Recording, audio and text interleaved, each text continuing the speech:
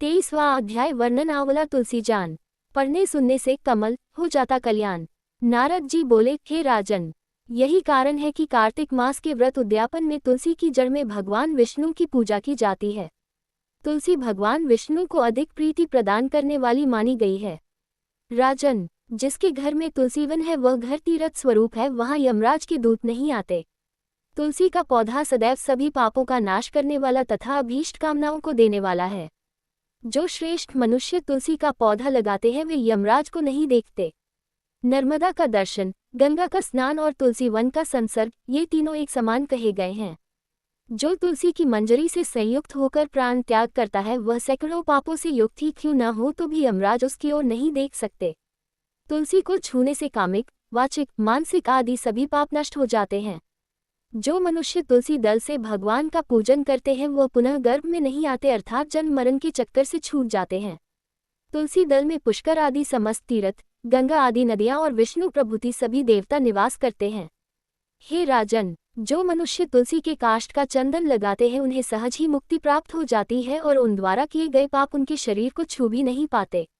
जहाँ तुलसी के पौधे की छाया होती है वहीं पितरों की तृप्ति के लिए श्राद्ध करना चाहिए। जिसके मुख में, कान में और मस्तक पर तुलसी का पत्ता दिखाई देता है उसके ऊपर यमराज भी दृष्टि नहीं डाल सकते, फिर दूतों की तो बात ही क्या है। जो प्रतिदिन आदर पूर्वक तुलसी की महिमा सुनता है वह सब पापों से मुक्त हो ब्रह्मलोक को जाता है। इसी प्रकार आंवले का महान वृक्ष सभी पापों का नाश करने वाला है। आंवले का वृक्ष भगवान विष्णु को प्रिय है। इसके स्मरण मात्र से ही मनुष्य गोदान का फल प्राप्त करता है। जो मनुष्य कार्तिक में आंवले के वन में भगवान विष्णु की पूजा तथा आंवले की छाया में भोजन करता है उसके भी पाप नष्ट हो जाते हैं। आंवले की छाया में मनुष्य जो भी पुण्य करता है वह कोटि गुना हो जाता है। जो मनुष्य आंवले की छाया के नीचे कार्तिक में ब्राह्मण दंपति को एक बार भी भोजन देकर स्वयं भोजन करता है वह अन्न दोष से मुक्त हो जाता है। लक्ष्मी प्राप्ति की इच्छा रखने वाले मनुष्य को सदैव आंवले से स्नान करना चाहिए। नवमी, अमावस्या, सप्तमी, संक्रांति, रविवार, चंद्रग्रहण तथा सूर्यग्रहण के दिन आंवले से स्नान नहीं करना चाहिए। जो मनुष्य आंवले की छाया में बैठकर पिंडदान करता है उसके पितर भगवान विष्णु के प्रसाद से मोक्ष को प्राप्त होते हैं।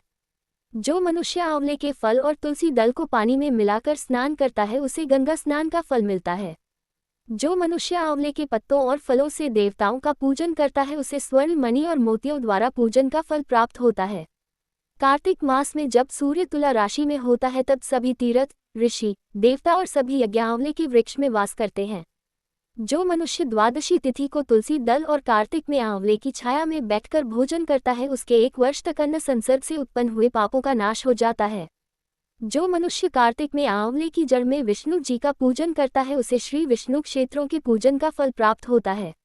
आंवले और तुलसी की महत्ता का वर्णन करने में श्री ब्रह्मा जी भी समर्थ नहीं है, इसलिए धात्री और तुलसी जी की जन्म कथा सुनने से मनुष्य अपने वंश सहित भक्ति को पाता है।